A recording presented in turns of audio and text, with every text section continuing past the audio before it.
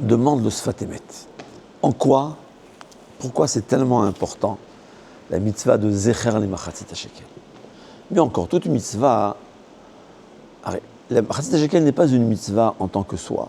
C'est une mitzvah dans le but d'acheter des sacrifices. Aujourd'hui, on n'a pas de sacrifice. En quoi c'est... Il y a encore des mitzvot, par exemple, la Gemara a dit Sfirat HaOmer. C'était le but aussi de compter aussi les Israël. Le but n'est pas... Non, on ne comptait pas. Quand on comptait, il fallait compter de cette façon. Mais c'est Moshe Rabbeinu qui a compté. Quand David Améler, une fois, il a fait cette erreur de compter sans faire payer. Mais chaque année qu'on donnait, c'était pas pour compter. C'est juste pour les corbanotes, on était obligés. C'est vrai que si par hasard on avait une nécessité de compter, il fallait, parce que c'est pas bien de compter, il fallait donner chacun. On n'était pas obligé de donner Machatzit HaShekel, on pouvait fixer 1 euro ou n'importe quelle somme. Et à la tzedaka, et donc le fait qu'on donne, ça pardonne cette faute de compter. C'est pas évident, on faisait le recensement, c'est pas évident que c'est permis. En Israël, quand ils font, je ne sais pas comment ils font. En tout cas, c'est une autre chose, c'est pas... D'accord? Mais il demande, pourquoi c'est une mitzvah? Il a dit comme ça, on voit là, montrer à Kadosh Baruch Hu notre volonté. Ça, le Sfat Emet dit. Intéressant. D'ailleurs, il y a une Gemara qui est étonnante, qui dit que la maison de Rabbi Yisraël, les Rabbi, c'était un roi, comme un roi, il avait plein de gens... Quand il voyageait d'un endroit à un autre, alors quand tu es dans une auberge, tu n'as pas besoin de mettre la mezouza. Ils avaient un canet, ça veut dire, on va dire, un canet c'est un roseau, parce que ces roseaux c'est vide à l'intérieur, avec une mezouza qu'ils mettaient à la porte. Demande la Gemara, mais ça n'a aucun sens, on n'est pas quand même la mitzvah, on n'est même pas obligé de faire la mitzvah, et d'ailleurs, si tu mets sur un roseau, tu mets à la porte, ça n'a aucune valeur, parce qu'il faut que ça soit fixé sur le mur. Et moi, elle dit, en souvenir de la mitzvah, on montre l'amour de la mitzvah. Dire le Sfat Emet, Machatzit HaShekel, c'est pour montrer notre amour à la mitzvah. On ne peut pas faire, mais on fait ce qu'on peut pour montrer à Hachem, voilà, on veut.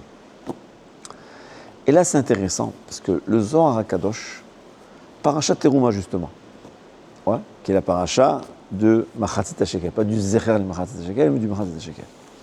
Il dit la chose suivante, il dit, aucune bonne volonté ne passe et inaperçue par Hachem.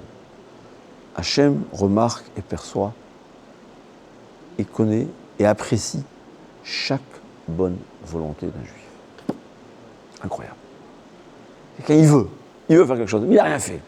C'est important.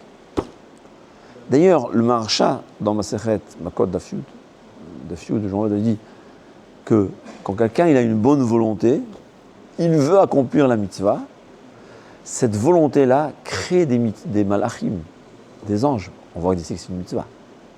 Et ces anges-là qui ont été créés par sa bonne volonté vont l'aider à accomplir la mitzvah qu'il veut faire.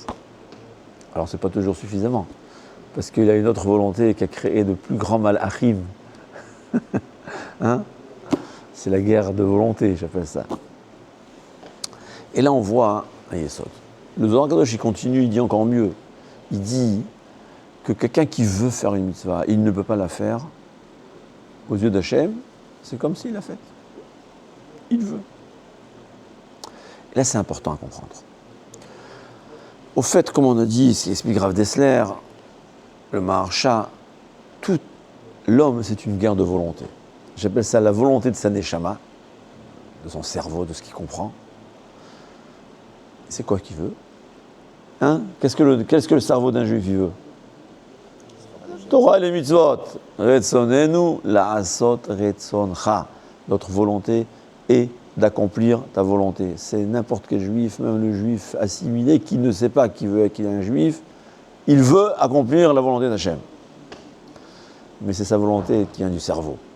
Mais il y a ce qu'on appelle la volonté qui vient du corps, du nefesh.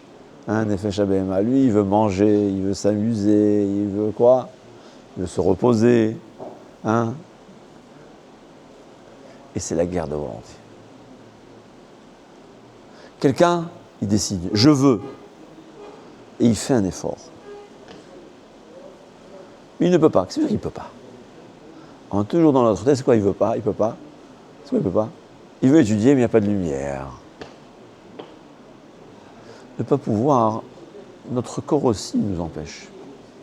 Notre Yetzer Hara aussi, il ne veut pas. Ouais. Quelqu'un, il veut étudier. On a beaucoup d'élèves, et chaque fois, il dit, ouais, j'ai envie d'étudier, en fixe, et ça coule. Alors c'est rien. Non, c'est énorme. Il ne peut pas parce qu'il n'a pas fait l'effort. Il a encore son Yetzer Hara. Mais il n'arrête pas d'essayer. Il réessaye. Chaque fois, il essaye. Chaque fois, il reprend sa ravouta. Chaque fois, il me saoule au téléphone. Genre, il faut qu'on étudie. Alors, je me dis saoule, c'est entre guillemets. D'accord ? Elle vaille que tout le monde le saoule comme ça. À chaque fois, il t'appelle, oui, il faut qu'on fixe les trucs. On commence, ça repasse, ça coule. On commence, ça tombe. Et on recommence, et ça reprend, et ça reprend, et ça truc. Alors, c'est rien ? Non, c'est pas rien. C'est énorme. Je veux m'approcher d'Akadosh Baruch Hu. Mon Yetzer Hara, il est fort, oui, il est plus fort que moi. Pourquoi ? Parce que quand j'étais jeune, j'ai fait des avérotes, parce que mon père, il m'a pas fait une bonne éducation, parce que j'ai un grand Yetzer Hara. Ouais. Mais je veux, et je n'arrête pas de faire des efforts. Ça veut dire, si je mets ma volonté dans un congélateur, c'est pas de ça qu'on parle. Ouais. Je veux, mais je sais que je peux pas, et c'est trop difficile pour moi, et il va la mettre dans le coffre-fort, cette volonté, comme ça, elle ne risque pas de l'embêter. Hein ? Alors, je m'imagine que même une volonté pareille, c'est quelque chose. Mais je ne pense pas que sur une volonté pareille, c'est le Zohar HaKadosh nous enseigne que c'est comme s'il a fait. Mais quand quelqu'un il a une volonté et il met à l'action, il accomplit cette volonté, il essaye, et il coule. Il essaye. Et à chaque fois, il se relève et il retrébuche, 100 fois, 200 fois, 500 fois. Aux yeux d'Hachem, ça s'appelle qu'il a fait. Ah, mais non, c'est que je manque de volonté. Je ne sais pas. Peut-être. Mais, alors, une grosse volonté, elle vaut 1 milliard, une petite volonté, elle vaut un demi-milliard. C'est pas mal. Ouais, elle vaut 10 millions. C'est quand même pas mal, non ? Ouais. Et rien ne va. Et c'est volonté. C'est pour ça, il faut d'abord comprendre, vouloir. D'abord décider. Est-ce que la vérité m'intéresse ou pas ? Ça m'intéresse ? Oui, mais je suis capable de faire un peu d'effort, pas trop. Alors fais le peu d'effort. Fais de beaucoup d'efforts. Avancez. Essayez. Se casser.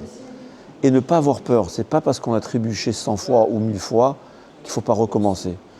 Et c'est ce qui est évident, c'est que Akadosh Baruch Hu, parfois, il a plus de plaisir de celui qui a essayé 1000 fois, plus que celui qui a réussi du premier coup. Je crois que le Baal HaTanya, il parle des Shtemat Amim. Il y a 2 plats que Hachem il aime. Il y a le plat de celui qui a réussi du premier coup, et il y a le plat de celui qui a fait 1000 essais. Et si c'est 10 000 essais, c'est encore plus important. Mais essayez. Et pas se dire dans la tête, j'essaye pour dire que j'ai essayé. Non. Je fais tout, mais je ne peux pas. Mon Yetzer Hara, ma femme, c'est toujours la femme qui est fautive, ouais. Ta femme, elle fait ce que tu veux. Le jour où ta femme, elle sait qu'il veut étudier, elle laissera partir, ça c'est évident. Mais elle est plus intelligente que toi. Elle sait très bien que quand elle te dit non, dans ton cœur, elle te dit tant mieux, heureusement qu'elle m'a dit non. On ne peut pas. Mais savoir ce qu'il y a, on montre à Hachem qu'on veut. C'est pour ça aussi, souvent dans les halachot, on dit il y a la halakha stricte. Et on te dit toujours il vaut mieux que c'est, il vaut mieux être marami. Mais c'est quoi ? Oui, tu fais la halakha. Mais sache qu'il y a mieux. Je veux faire mieux, mais je ne peux pas. Pourquoi je ne peux pas ? Parce que moi, je suis stressé, ça me stresse, ça m'embête, je suis paresseux, je ne sais pas. J'aime bien la vie. Hein, je ne sais pas, moi, donne-moi, c'est cachère. Je ne veux pas chercher le plus super cachère, j'aime bien manger. C'est bien. Mais au moins, je veux. Alors quand je peux facilement, c'est encore 5 €, alors je paye encore 5 € pour le meilleur. J'ai montré à Hachem, je veux être mieux. Aux yeux d'Hachem, je suis ce que je veux être. Ouais. Quelqu'un, son rêve, c'est d'étudier toute la journée. Véritablement, ouais. Et la preuve, c'est que dans le Corona, il a étudié toute la journée. Il n'y a pas de travail. Et il me dit, moi, Rav, je veux. Hachem, je réussis, j'ai de l'argent et je vais étudier. Et dans mon cœur, je me dis, non, attends, je t'ai vu au Corona. J'avais pas de travail. Je t'ai pas vu au collège. Dimanche.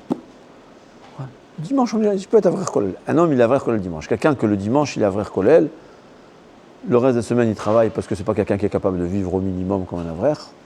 Et Rav Shark, il interdisait au Balei Teshuva d'aller au Kollel parce qu'il savait qu'il n'était pas capable, la majorité n'était pas capable de tenir dans un Kollel avec le minimum nécessaire pour vivre. Mais je veux être Rosh Kollel, je veux être toute la journée. Je travaille parce que je n'ai pas le choix, c'est ce que je suis. Mais les dimanches, je suis Avrer Kollel. Eh bien, au ciel, il s'appelle un Avrer Kollel toute la semaine. C'est un Avrer Kollel. Il est Avrer Kollel 6 jours sur 7, ou 7 sur 7. C'est pas shoot. Je veux, je fais ce que je peux. Je fais tous les efforts du monde. Même si j'ai des difficultés à cause du Yetzirah, c'est pas grave. Le Yetzirah, il est plus fort que moi, oui. Lui, il est de feu et moi, je suis en chair et en os. Et le feu contre le chair et l'os est plus fort. Mais je montre à Hachem, je veux, je fais l'effort. Je me casse la tête, je me relève. Et je réessaye. Et je me relève 1000 fois, 10 000 fois, 100 000 fois. Aux yeux d'Hachem, tu es un grand tzaddik. Peut-être plus grand, et dans beaucoup de cas, c'est sûr, plus grand que celui qui a réussi du premier coup. C'est évident. C'est ça Machatzit HaShekel, Zechar et Machatzit HaShekel. On ne peut pas amener de korbanot. Cet argent-là, je vais le remplacer par la tzedaka à la Torah, ou à la tzedaka, ou à l'école juive. Mais aux yeux d'Hachem, j'ai montré, je veux les korbanot. Hachem me dit, tu veux les korbanot? Eh bien, c'est comme si tu as sacrifié ton korban. C'est ça, Zechar et Machatzit HaShekel.